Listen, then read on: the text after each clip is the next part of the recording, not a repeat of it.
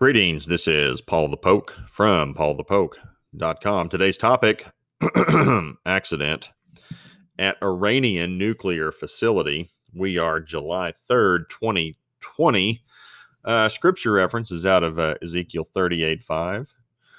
Persia, Ethiopian put with them, all of them with shield and helmet. So this country was known as Persia until the name change in the 20th century.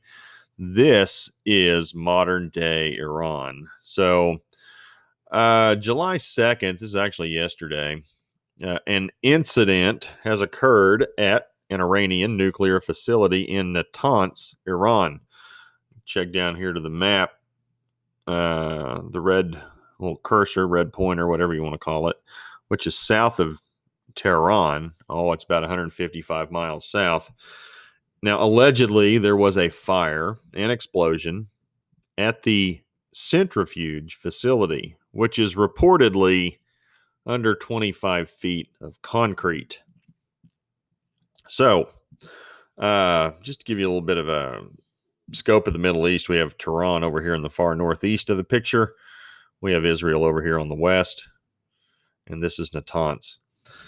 And this facility in Natanz is home to Iran's primary uranium enrichment. Natanz is known as the Pilot Fuel Enrichment Plant. Now, this is from Beiruz Kamalvandi, Iran's atomic energy organization. No nuclear material and no potential of pollution. So, we got the experts speaking out. I feel good about this. Of course, there's no problem. Nobody was there. No nuclear waste or any kind of byproducts have gotten out into the atmosphere. So it's all good. Everybody relax. We've got this thing under control. Now, that said, Iranian officials have offered no explanation to the cause of the fire.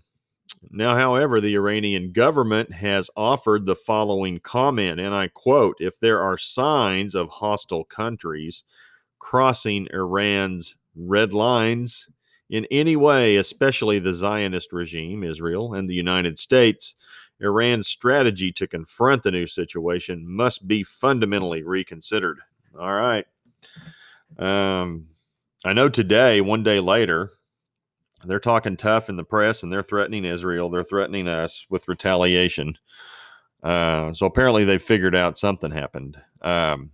Israel's Prime Minister Benjamin Netanyahu stated, "I don't address these issues," end quote. So I got this information from timesofisrael.com. Iran issues warning to U.S. Israel after mystery fire at nuclear enrichment site. So there was that in Natanz on the 2nd. And they've had a rough week over there in Iran. So buildings are exploding around the country. June 30th, a couple of days before that, a gas explosion took place at a medical facility in northern Tehran. 19 people are reported to have died. Leaking gas tanks are the reported cause. And here's a little montage of pictures from DNA India. I've seen the video of this one over here on the far left. Really nothing to see except for, plumes of fire going out of this building. And then we also had a week earlier, it was about a week ago, a massive explosion was reported southeast of Tehran in Parchin. And this explosion was also blamed on leaking gas tanks by the Iranian government. So they need to clean up their natural gas issues over there. And this is from Amir Sarfati at Behold Israel on Twitter. This is from Parchin in Iran, which is southeast of Tehran, I think 15 minutes or so, or 15 miles. And the thing we want to pay attention to is this little building right here, the before, the after. Now, I find it interesting how blowing up this building right here turns this whole mountainside black. Makes me wonder what was going on underground there. Enough to make fire come out of the mountains and scorch the mountains. Who knows?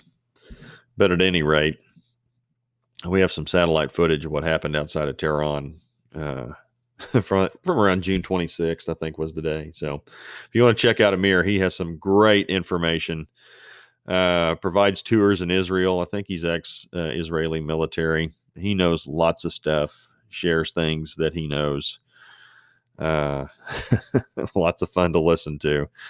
And then this is the post I put out, massive explosion outside of Tehran.